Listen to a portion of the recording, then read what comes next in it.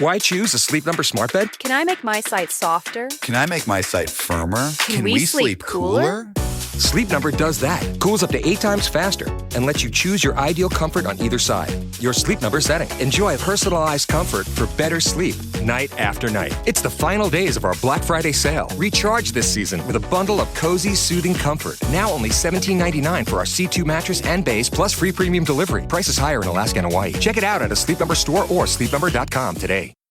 This podcast is for informational purposes only and should not be considered legal, medical, or mental health advice. The views and opinions expressed do not necessarily reflect the official policy or position of the podcast and are not intended to malign any religion, group, club, organization, business, individual, anyone, or anything.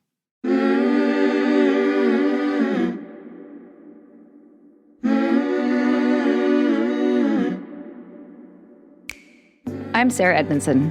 And I'm Anthony Nippy Ames, and this is A Little Bit Culty. We woke up from a cult, and that journey was captured in The Vow on HBO and in my memoir, Scarred. Now, in this podcast, we break down the shame and secrets that make these experiences so destructive with honest conversations on how seemingly benign groups can cross into the cultiverse and how to spot and recover from trouble if it happens to you. Each week, we bring in experts, survivors, and whistleblowers to explore red flags, resilience, and even share a few laughs, because sometimes you gotta laugh. Subscribe to our Patreon for early and ad-free listening, some live Q&A, and exclusive content at patreon.com/alittleBitCulty. Welcome to Season 8 of A Little Bit Culty.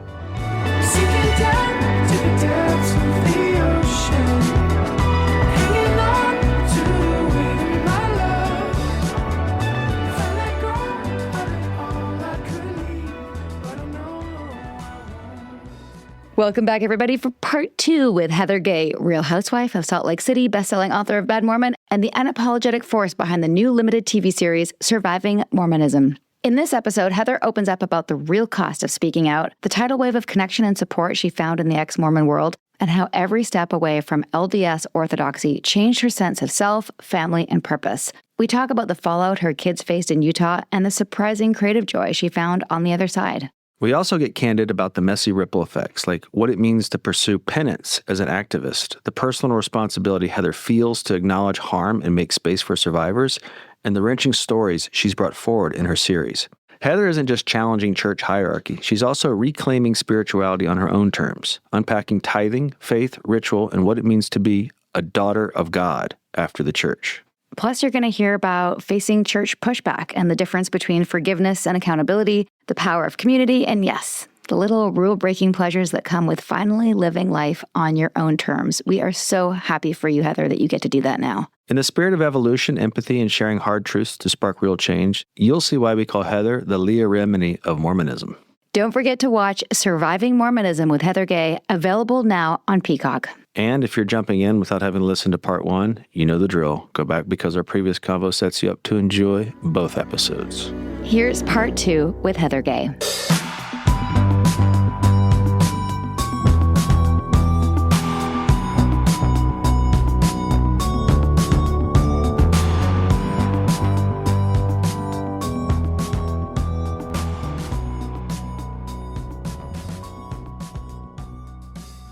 You get divorced, there's a burrito, and you have an awareness that things are not quite right. Meanwhile, you have this incredible opportunity, and Housewives changes your life, and you kind of have to make a choice. Are you going to lean into this, I'm leaving the church thing, which you do, and it's real. It's also part of your story in Housewives. And I love this line in your book so much. You'd been so afraid about all the things you'd lose, and then you had no idea what you'd gain by speaking out. What have you gained? What has this journey been like as you have all these people reaching out to you and there's this whole world of ex-Mormonism as you are on the other side? What's this part been like for you? I mean, I've gained so much. And like personally, I've gained, like self-divination and fulfillment and creative joy. And like, I feel like 10-year-old me, her mind would be blown. I feel like every dream I've ever had has come true, and everything great in my life came when I left Mormonism. And for a girl who thought that the only joy or happiness she would ever have would be based on Mormonism, to have my happiness overflow, the cup overflow, and the experiences and the conversations I'm having that's why I think I'm just on the grind, because it's like I wasted so many years in this presentational role that left me high and dry. And now I just feel purposeful and important. You are. Like I'm doing something important, and I don't know how or what that is going to look like, but it feels important. And I guess the reason I want to say that is because going on Housewives felt fun, but not necessarily important, like maybe a trade-off, like a little bit of a joke, but the greatest joke ever told. I mean, it's the greatest fulfilling creative thing I've ever done. And I love, and I'm grateful for it. But like the book and the ex-Mormon community and this show, meeting these participants and these survivors was like, I felt privileged and honored to have this opportunity, like to make a docuseries about people who felt silenced and unheard. I'm sure you've heard people say that you're the Leah Remini of the Mormon Church. Please say that. I'll say it. I just said it. I've heard it before. I'm going to say it again on this podcast, a little bit culty. Here we are. You are the Leah Remini of the Mormon Church. And it's such a incredible, bold, brave move, because are they harassing you? Are they coming after you? I know they tried to bog you down in litigation for the use of the word Mormon. Yeah. I mean, they challenged my use of Mormon as a trademark, but it just aired. I think the church's standard is to ignore it or trivialize it, which we've kind of seen on social media. They're like, Surviving Mormonism is about very serious issues. It's about sex abuse. It's about conversion therapy. And the happy-go-lucky Mormons are saying, Surviving Mormonism, but it's just me baking cookies for my neighbor, or Surviving Mormonism, but it's just me chasing my kids around the chapel. And they're trivializing it, and something that is most churches take very seriously. And I think that speaks volumes of how victims aren't believed. So I forgot the question, but I was asking if they're coming after you. Oh, they're not yet. Not yet. When we had Mike Rinder on, who's the Scientology litigator, he was talking about, because one of the things we were talking about Scientology is there's an ecosystem to protect the abuser, similarly in the Mormon Church, and anytime litigation, there's lawyers waiting for lawsuits, basically. There's an ecosystem of cash flow. And Mike Rinder said that doesn't change until someone politically decides to take on and runs their campaign on ending Scientology. How much does the ecosystem include, like government, politicians? Like how much, what are you up against if you start to make some real groundswell? Because I'm sure politically they're entrenched there. There's a lot of power there. And I think the numbers were vastly underreported on the docuseries to avoid liability. I think the church is worth close to $1 trillion. I think that the amounts of land that we own, the farms, the ranches internationally, the churches, the seminary buildings. I mean, we're a real estate, empire and an agricultural empire. how much does Mormonism run the politics out there? Yeah, how is it protected? To me, that would just be like, I don't know if I could do it here. You'd have to go somewhere else. And right. We're so entrenched in it. I mean, it's through the highest levels. Mitt Romney was a Mormon running for president. I mean, you can imagine. And he was close. Yeah. It is in the politics. It's in the law. We just outlawed the pride flag. I mean, it's like we do weird litigation because we are in charge and because we think that we're doing right, and I say we, don't associate myself with it, but yeah, it's deeply in politics. It's your teachers, your doctors, your police officers. That police state morality is everywhere. And so I think that it's almost impossible to speak out and not expect it to affect you professionally. It definitely affected my kids socially. They paid a huge price for me writing the book and going on the show and speaking out. They're all out of state now, and their lives are unrecognizable compared to their lives here. Oh, man. Are they okay now? They're great. They were great here, but they just were, it was a lot of pressure. Weren't included. They didn't have a safe space to land. Mm-hmm. Everything is church-based. And so once they got out of the state, their lives Mormons are blips on the radar in Miami and Tampa and New York, where they live. Yeah. They're just like, Mom, no one even knows what a Mormon is, And I'm like, right. Well, they do now, thanks to Housewives of Salt Lake City and your mother. I'm just kidding. Yeah, truly. No, truly, they do. And I think so much of what you're doing is countering the sort of like, yeah, Mormons are weird, but they're nice. Okay, that's great that they're nice, but like, we're not talking about that. Let's talk about the weird shit happening behind closed doors and the fact that abuse is completely swept under the rug, which is obviously, the main through line of the series. Well, first of all, how did it come to be? How did you decide to do it? What was the sort of the mechanism that put that in your lap? Was that your championship? Someone brought it to you? Yeah, no, this was me. I've been ever since I went on Mormon Stories and I saw the audience and the response to the books.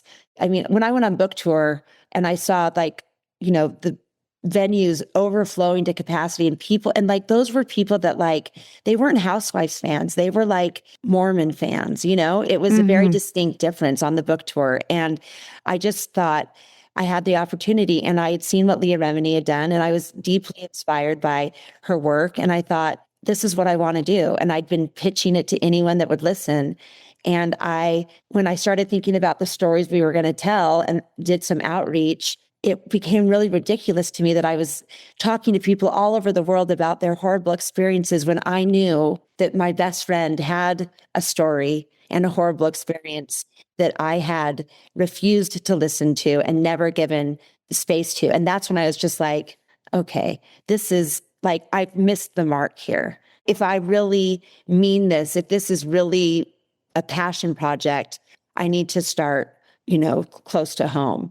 And that was the genesis of the Ben story. I wanted to learn about conversion therapy, and I wanted to come to the table with some knowledge and kind of having pulled the curtain back a little bit, which I had never been willing to do, and to come to Ben and apologize and say, I was a devout member that put blinders on and refused to acknowledge that things like this ever happened. And I was a part of the problem. And now I want to apologize and be a part of the solution. It's such a beautiful moment. I mean, a hard moment, but an important one, because I was just thinking as you were talking, this is where my spiritual woo-woo stuff kicks in just a little bit, what's left of it, is that like most people, if they had that recognition, and many people wouldn't, because it's hard to like face parts of yourself that you don't think are ideal, right? But they wouldn't like let anybody film it. Do you know what I mean? But you have this reality TV backdrop, and that's like, if you can capture it, it's going to change lives. Like you doing that for other people is going to make other people go, oh shit, I've totally done. Who hasn't done that? Who hasn't avoided something painful? And then, either most people just avoid it. So anyway, the fact that you face it, filmed it, aired it for other people to follow, it's incredible. Like I think that's going to have ripple effects you don't even know yet. I hope it does. I hope people hear Ben's story and they share their own. I know that there's many more stories out there similar to his, as horrific as his was. And I think that's the magic of reality television. Yeah. In my bubble, the only way I had to see how other people lived was through reality television. And it gave me perspective I never would have had otherwise. And so I kind of want to pay it forward, we are of a reality television world. We're of a TikTok world, we're of an iPhone world. And I think that it's impactful if we can use that medium to share real hard experiences. Show reality that's actually reality. How ironic. Right? The meta podcast. This is so meta. The meta of it all. Now for something a little less culty, a quick sponsor message.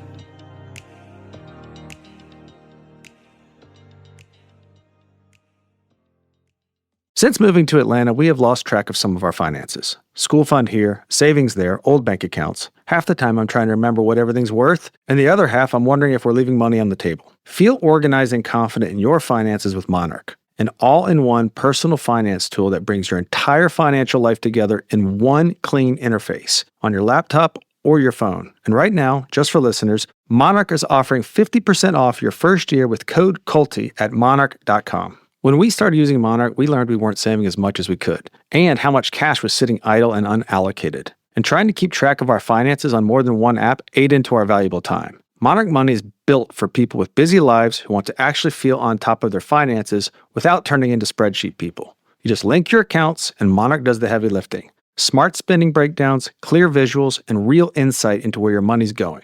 It's also great for couples. One dashboard, full transparency, no more, wait, we spent that much moments. And you can even loop in your financial advisor at no extra cost. So now, instead of guessing what our money's doing, we actually know. And honestly, it's kind of the best grown-up feeling ever. Don't let financial opportunities slip through the cracks. Use code CULTY at monarch.com in your browser for half off your first year. That's 50% off your first year at monarch.com with code CULTY. Does anybody wake up in the middle of the night and have to write a list of all the things they need to do? I mean, this is my life. It's an end of year pressure. It's the holidays. It's the sports. It's the to-do list. It's I should feel more productive. It's a low level anxiety. I should finish our book. The list never ends. And I really should have started holiday shopping weeks ago. We're doing the best we can. But that's where Calm comes in. Calm is not just a feeling, it's an app. In fact, Calm is the #1 app for sleep and meditation, and it's here to help you feel better. Calm helps me tremendously with my anxiety, with my stress, with my sleep. I have it on standby, and then I put on a calm meditation or a sleep story or a breathing exercise. So when the shoulds pile out, I reach for Calm. It's my go-to tool to release stress and make space to actually breathe, even on the busiest days. They've got guided meditations for anxiety, focused sleep, and calming music for nights when your brain just won't shut off, grounding exercises for when everything just feels like too much, and expert talks to help you build better habits and relationships. And you don't have to join a cult. The Calm apps put it all right in your pocket. So peace is it's within reach. No pressure, no perfection. Calm your mind, change your life. Calm has an exclusive offer just for our listeners of our show. Get 40% off Calm Premium subscription at calm.com/culty. Go to calm.com/culty for 40% off unlimited access to Calm's entire library. Calm.com/culty. And tell Calm you heard about them from us. By the way, happy holidays. As a busy parent, it's been such a game changer to do our weekly food shopping with Hungry Root. Hungry Root plans all our meals for the week, shops for us, and delivers groceries that fit our health goals, dietary preferences, and budget. Let's be honest, this time of year, our brains are maxed out. Between the podcast, the new book, holidays, kids' football, and trying to remember everyone's preferences, meal planning just is not happening. That's where Hungry Roots saved the day and helped us eat well and reach our health goals. Take their quiz. And their Smart Cart tech builds out groceries and recipes that fit your taste, goals, and schedule. We're talking 15,000 chef-created recipes, many ready in under 15 minutes, and over 1,000 grocery items from trusted brands. Everything meets super high ingredient standards, no weird additives, no junk. Just real food that tastes amazing. My personal favorite is how Hungry Root knows us so well, like a great personal shopper. They sent us delicious grilled turkey tenderloin with pesto veggies and our favorite snack from Lesser Evil. Take advantage of this exclusive offer. For a limited time, get 40% off your first box, plus get a free item in every box for life. Go to hungryroot.com/culty and use code CULTY. That's hungryroot.com/culty. Code CULTY to get 40% off your first box and free item of your choice for life. Sponsor break's done. Back for more culty stories. I think inconveniencing yourself to fix what you feel like you may have, I don't want to say broke or whatever, been a part of, yeah. And that's everyone's journey. I don't think it'd be fair for me to say, oh, you did it appropriately and vice versa, right? I think it's an internal process, but you have to go do something in action to demonstrate, for me, I think there has to be an actionable, quantifiable thing in the world that you're doing something to mitigate what you may have participated in. Cleaning up your mess, I guess, so to speak. I feel that. And I think that's what I mean by it feels important and it feels good. It feels like penance and, Yeah, kind of. that. For lack of a better word. I mean, but the word works. It feels that way. Oh, that's a hard word. We had penance too. I don't know if you know that, even though we weren't religious. Yeah. I know penance. That's why it's such a charged. But it's true. I mean, it's there for a reason. There's a physics to it. There's a physics to it. Yeah. Thanks, Nippy. Keith used to say shit like that. So whatever. Doesn't matter. But it's still in you. You still think. I know. It's still. It's a little bit It's still in there. Yeah. Part of the mission statement, there was this line that was like, successful people do not steal. And have no desire. I have no desire or need to steal. I will not steal anything. I will always earn what I need and desire. And so if there's like a basket of tampons or something in a bathroom and I want to take an extra. Pretty specific, Sarah. It's pretty specific. I have the line in my head. I make successful people not steal. Anyway. But you will earn a desire. And you know that we stated mission statements weekly too, as young women. You did? Yeah. And I could state it. I mean, we would all stand and collectively say, we are daughters of a heavenly Father who loves us and we love him. We will stand as witnesses of God at all times and in all things and in all places as we strive to live the young women values, which are faith, divine nature, individual worth, knowledge, choice and accountability, good works, integrity, and virtue. We believe as we come to accept and act upon these values, we'll be prepared to make and keep sacred covenants, strengthen home and family, and prepared it or something in the temple. And that's the last part. I think there's been some change. But it's there. No, you've definitely done that before. It's there. Too many Every times, I'm week. sure you've had to say that. Every week we would say it. And I'd make my daughter stand up and say it with me. And I'm so grateful that they don't have to chant that to know that they are a daughter of God that is loved by their mother and the world and humanity. Oh, they're so lucky to have you. Okay, back on track. That was my divergence. That was fine. That's my spiritual woo-woo.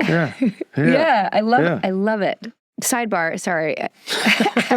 Sorry. We're going back to the sidebar. We just left it. No, it's in my. I have these like bookmarks in my head. We're married. I know. You know how my mind works. Have you ever met or spoken with Leah Remini? No, but I'm going to reach out and say, what'd you think? Can I connect you, please? Please. My God. Yes, I would die. I'd like to see that union. I really want to be. I want to like have. I want to get the three of us together. And Yes, this isn't just setting I'll it. I'm just making. show up. Okay, I'm planting a seed. I'm planting a seed. I don't know where it's going to happen, but it's going to happen. All right. So cool. I'm getting myself back on track. That'd be amazing. That would be. I just got goosebumps. I want that permanent on the record that you're going to get us. Okay. I would love it. I think that she would love it too. I think that's important. You need to unite this force. Absolutely. Avengers. Avengers. A new group. Okay. So you've been participating and producing Surviving Mormonism. In your ideal world, what would you like to see happen in the LDS leadership? I would like LDS leadership to call local authorities first and foremost when crimes are reported. I would like true believing members of the church to acknowledge abuse as a crime, not as a sin, and to be more focused on protecting victims of abuse than they are in rehabilitating and redeeming the perpetrators. And That's I want amazing. more people to share. And I think the more people that hear these stories will share their stories. I hope there's some sort of tipping point where there is just outrage and community and a place for abuse survivors to feel seen and feel validated. Do you think that means the end of the LDS, or do you have hope that they can reform? I mean, people are joining the church in droves. The negative stuff just drives more. And so I'm not worried about what the church wants or needs anymore. I think they have sufficient for their needs. Temple thing. Very similar to your mission statement. But I want to use the space for the survivors and just for the community to say, hey, man, like I dedicated my life to this church. I dedicated my money. I dedicated my time. I raised my children in it. For as much love and support you would have given me when I called myself a Mormon, you should listen to my experiences when I call myself a victim of abuse. Because the fact that we cut them off and silenced them when they were 2 days before that, brothers and sisters in the gospel. I think that is something that members of the church should look at and investigate and, challenge themselves to see how they can change it, how they can reform it, because I'm out and I'm not ever going back. And this show is about the survivors and their stories. What I like is you have firm language to it. You're a victim of abuse. That's my experience. And there's no wiggle room, and that's what happened. And phrasing it like that, I think, is powerful because a lot of people tend to muddy the waters with, sin or whatever. No, I was a victim of abuse, and it happened under your watch. Has anyone reached out to you from the church yet? No, I mean, it just aired. I put my phone on Do Not Disturb last night just out of fear. Smart. They won't, I don't think.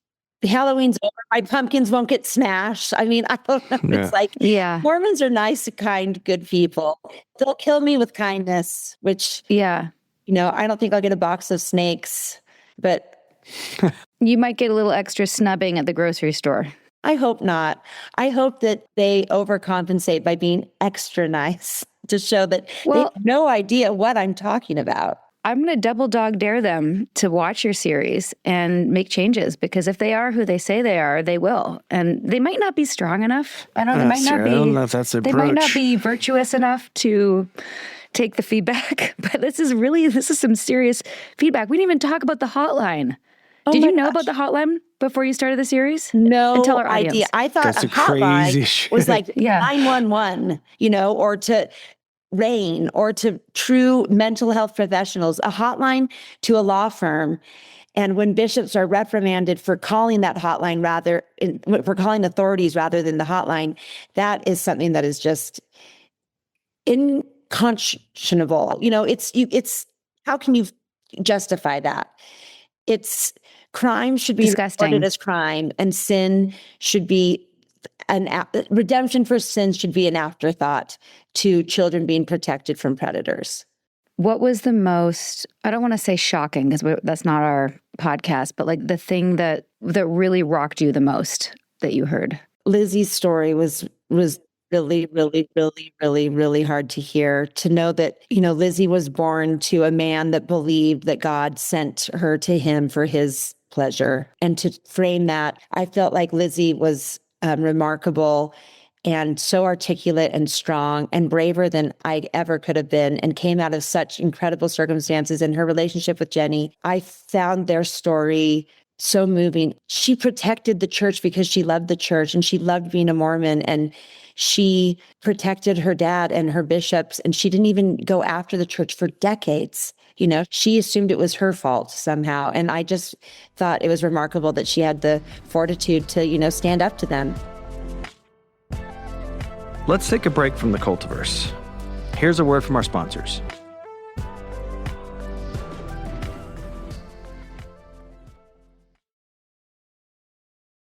This episode is sponsored by BetterHelp.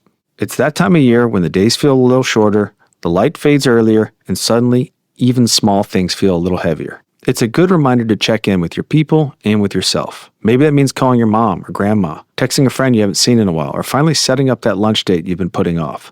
Little moments of connection can make such a difference. And if you've been thinking about reaching out for therapy, this is your sign. Just like reconnecting with someone you love, it can take a bit of courage, but most people say they wish they had done it sooner. BetterHelp makes it easy to start. Their licensed therapists work across the U.S., and they do the hard part for matching you with someone who fits your needs and preferences. You can message, chat, or do video sessions, whatever feels comfortable. And if it's not the right fit, you can switch anytime. So as the days get shorter, remember, you don't have to go through it alone. This month, don't wait to reach out. Whether you're checking in on a friend or reaching out to a therapist yourself, BetterHelp makes it easier to take the first step. Our listeners get 10% off their first month at betterhelp.com/culty. That's betterhelp.com/culty.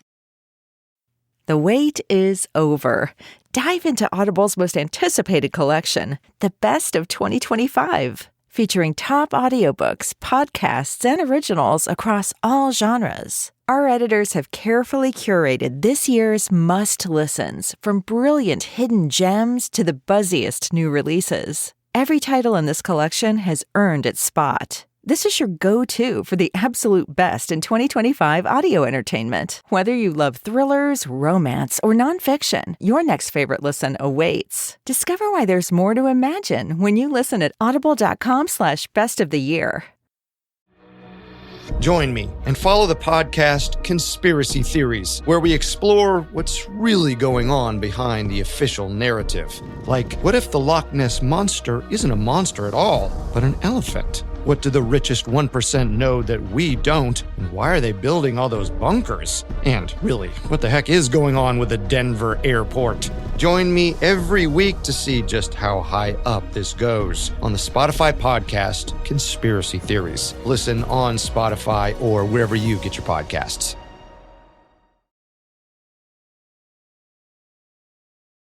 Thanks for listening, everyone. Now let's dive back into the Cultiverse. You want to share the story for our audience? Yeah, we're encouraging our audience to watch the series, but just to give a little background, two sisters, both horrendously abused by their father sexually. And the church essentially says... gaslights them and says how would you define how the church... The church failed because as this crime was reported repeatedly, the church focused on redemption of the dad and sent him home to continued to abuse his daughters and covered up and kept the family intact at all cost. And that she was being abused, just turned a blind eye and focused on his redemption and his return to full membership in the church rather than in keeping him away from his, children. And this is probably, I know that one of the most impactful things of the series is just seeing all these Zoom, I guess they're Zoom interviews or video auditions, I guess. Yeah, Auditions, just Zoom interviews, people, contributors, sharing their story via Zoom. And every story. Yeah, so wild. And one of the things that stuck out to me, which I didn't realize I know that most churches take a tithing, but the 10% trumps when one of the ministers said that you tithe more before you eat, like you give money before you feed your family. How is that? How does that? Because tithing isn't a law about money. Tithing is a law about obedience. And it's not about if you have enough. It's you give 10% of your increase to the Lord without question. And you put your faith in him that he will make things right on the back end. So as that general authority said from the pulpit, if a family in need has the choice between eating or paying their tithing, if they pay their tithing, they will be blessed beyond measure. And that's where their effort should be. So you give your money to the church before you put food on your table. That's the law of tithing. And it's the law of consecration that we believe in. I really got that from your book, is that how people suspend beliefs or disbelief, I should say, because of the promises. The promises are so great. And once you've committed to that, the sunk cost fallacy, I suppose, of like letting go of everything you've put into it, because just in case you don't want to miss your spot up there, right? How do you turn your back on 40 years of doing this, this drudgery? What's your relationship to faith like now? How has that been on the other side of this? And what do you call yourself, if anything? Well, I think I learned a lot about it, and I really confronted that question in the series because I recognized all of us had something in common, and that was that we all wanted to be perfect Mormons and wanted and believed in God and believed in the principles so much that we turned a blind eye to everything else in our lives. So to know that now I have no structure for God and no compass, no map, and I feel like I'm a spiritual woo girl, And so I really want to embark on like what finding God means, like without any constraints, without every mechanism I know to access God is like a Mormon mechanism, a Mormon mission statement, a prayer, a ritual.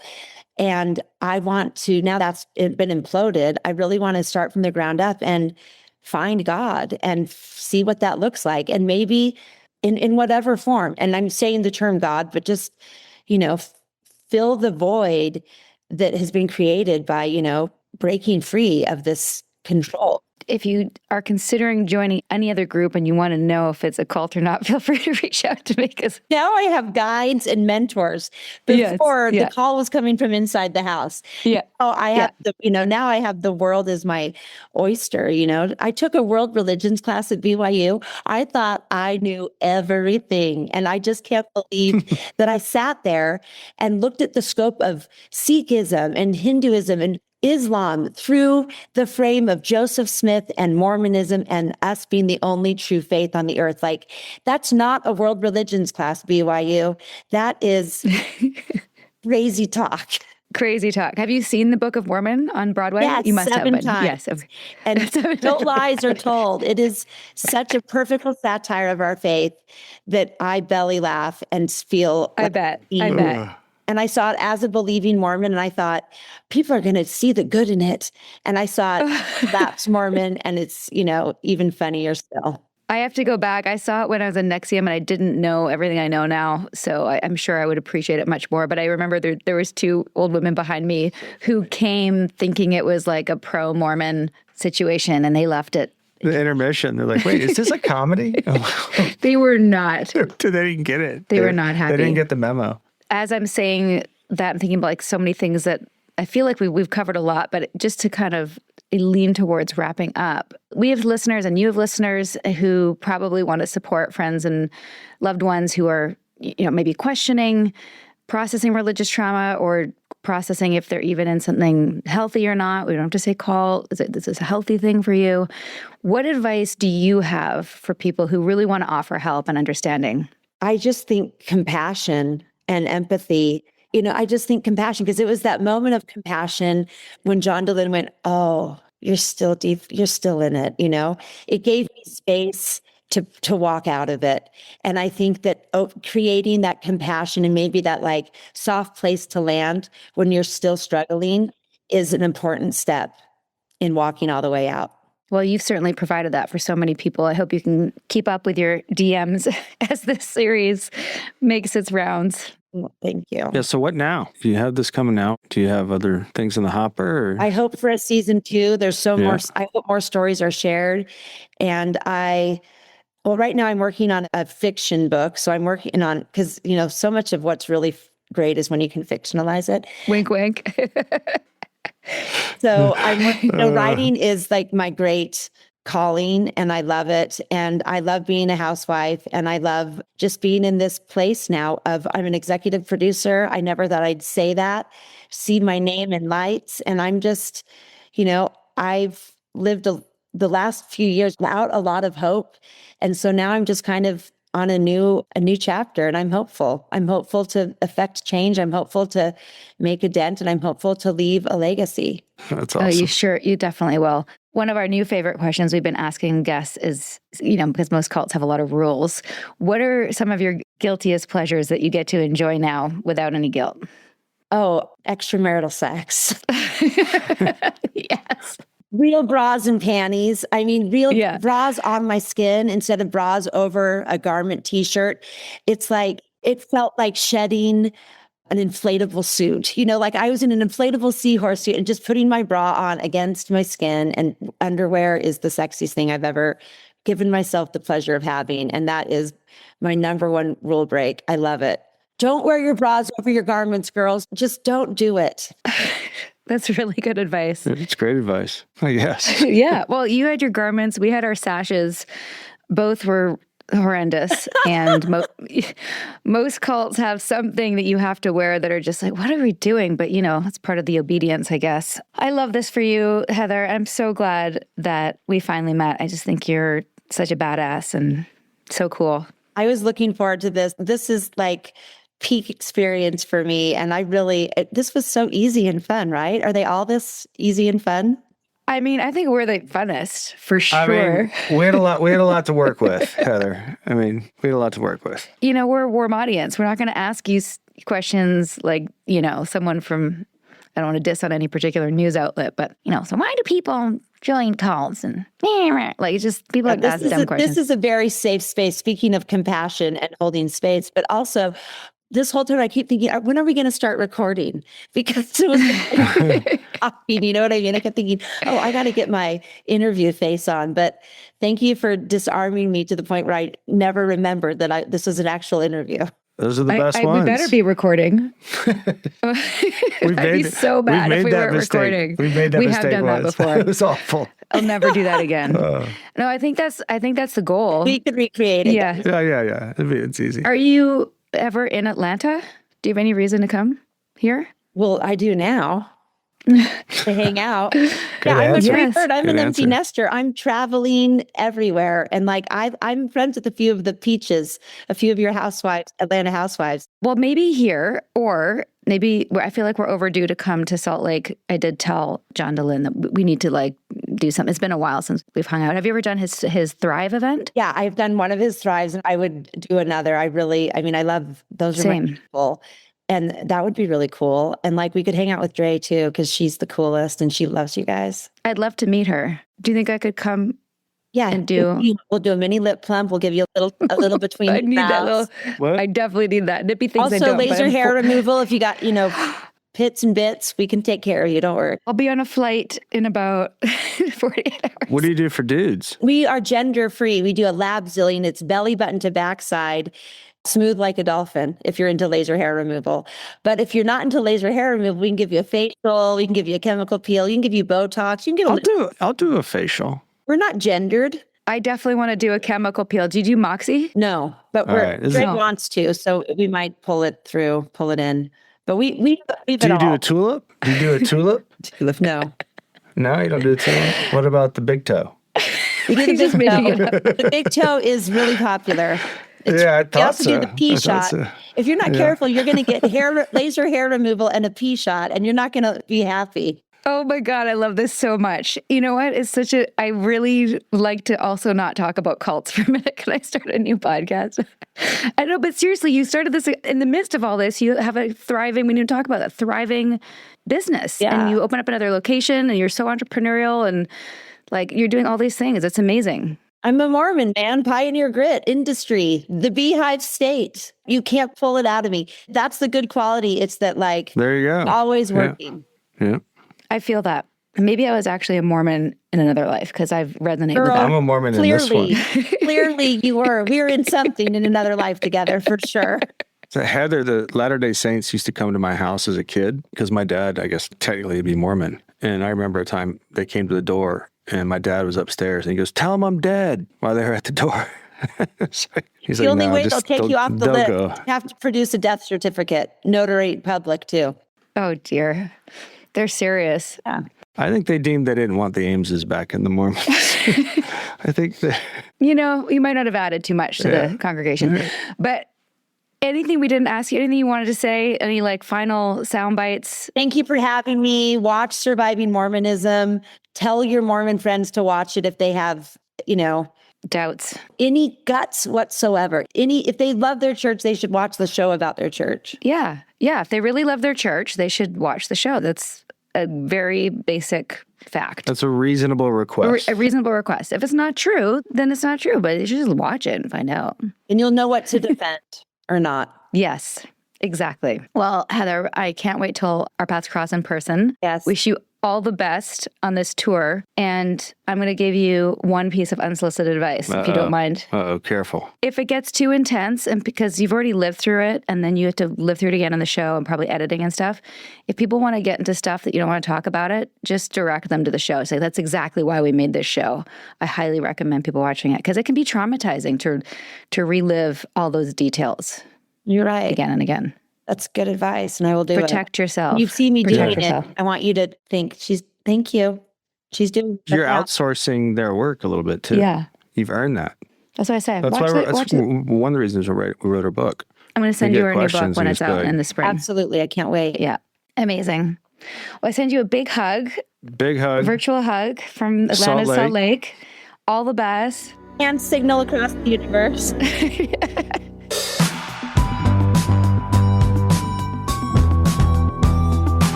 I want to see a Real Housewives off. What do you mean? Like get them all together and see who's the realest. Do you know?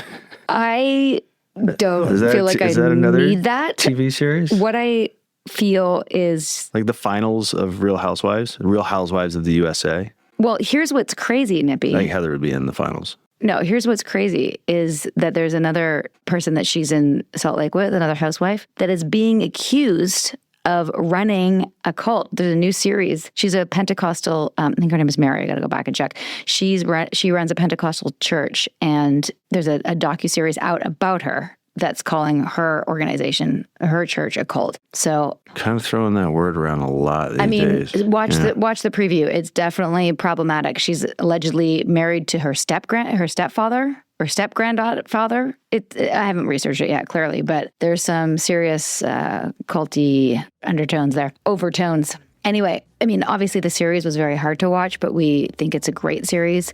Her book was a little less traumatic and very funny. Yeah, she's funny. Bad Mormon is hilarious if you want a little taste to what her life was like. Also, And she's funny. she is funny. Yeah. I really hope we get to meet in person. Heather, thank you for spending your time with us on A Little Bit Culty. I am serious. I'm coming to Utah. I'm coming to visit you. It's happening. Utah, here we come. Here we come. I'm going out there in September. Mormon Flex. Not for that. No. Yeah. Till next time. Deuces. Sinking down to the depths of the ocean, hanging on to the wave of my love. If I let go of it all, I could leave, but I know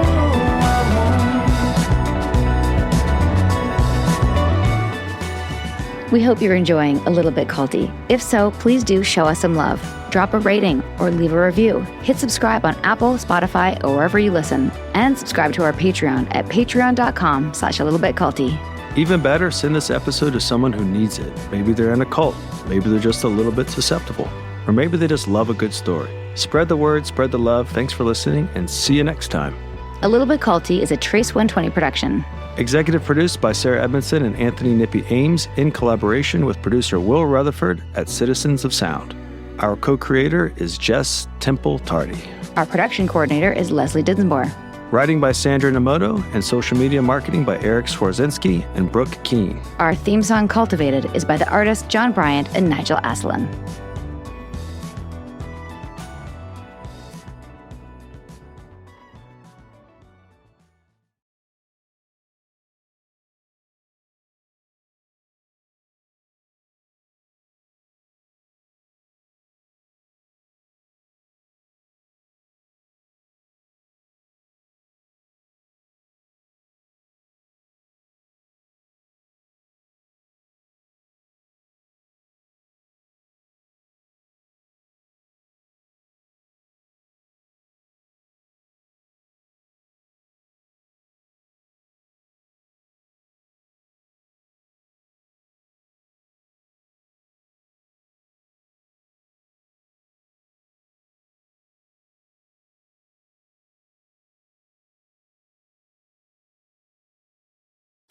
I earned my degree online at Arizona State University. I chose to get my degree at ASU because I knew that I'd get a quality education, they were recognized for excellence, and that I would be prepared for the workforce upon graduating. To be associated with ASU, both as a student and alum, it makes me extremely proud, and having experienced the program, I know now that I'm set up for success. Learn more at asuonline.asu.edu.